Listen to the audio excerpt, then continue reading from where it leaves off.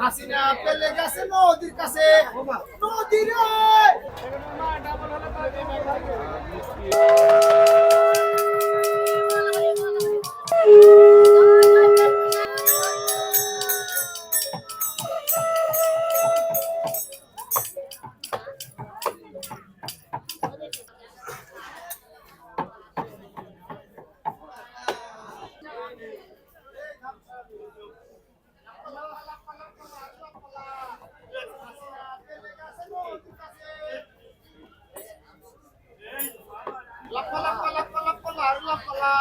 হাসিনা পেলে গেছে নদীর কাছে নদীর কাকু, এই গাছের যে শিকড়টা জ্বলছে এটা সম্পর্কে বলেন। ধরেন যে আমাদের এই মহাপ্রভুরে যে শিবের ভক্ত, তার জন্য অগ্নি এটা জ্বলতে থাকে।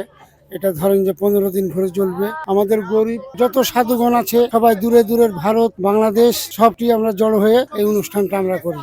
আমরা পুষ মাসে সংক্রান্তি এই জিনিসটা করছি।